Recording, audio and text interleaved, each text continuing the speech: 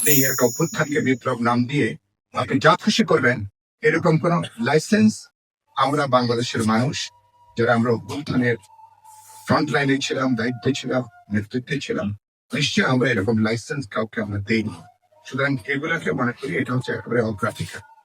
দুই হচ্ছে ইমিডিয়েটলি রোজার মাসে মানুষকে স্বস্তি দেওয়া, পানি, বিদ্যুৎ, গ্যাসের স্বস্তিটা দেওয়া, এবং আগামীতে উচিত হবে না আগামী কমপক্ষে আগামী 2 বছর এ ধরনের প্রয়োজনীয় সেবা সার্ভিসের তারা যেন কোনো অপ্রয়োজনীয় মূল্য বৃদ্ধি না করেন, কোনো দাম বৃদ্ধি না করেন।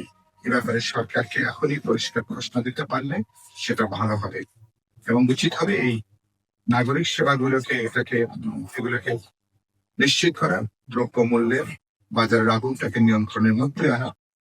বিভিন্ন ক্ষেত্রে সিন্ডিকেট, চাঁদাবাজির সিন্ডিকেট থেকে শুরু করে বাজার সিন্ডিকেট, তাদের বিরুদ্ধে কঠোর ব্যবস্থা গ্রহণ করা।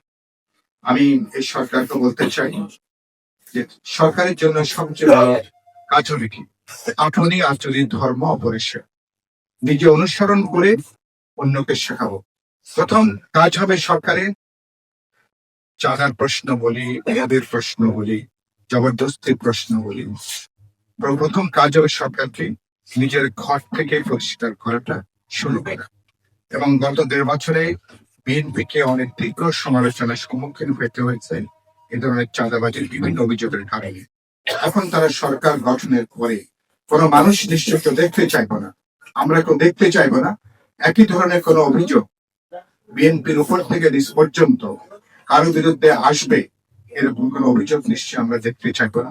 শুরু থেকে সরকার প্রধান এবং নীতি উচিত হবে কঠিন পরিষ্কার বার্তাটা দিয়ে দেওয়া, সেটা দলের মধ্যে হোক, দলের বাইরে হোক, কোনো পরিচয় নিয়ে এ ধরনের দুর্বৃত্তপনা, চাঁদাবাজি করা, মদ করা, জবরদস্তি করা, সন্ত্রাস তৈরি করা কারো কোনো সুযোগ।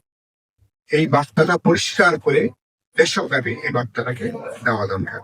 আমি মনে করি তাহলে সরকার কিন্তু অনেকখানি মানুষের বিপুল যে প্রত্যাশা সরকার সেই প্রত্যাশা কিন্তু অনেকখানি সরকার কিন্তু এগিয়ে যাবে।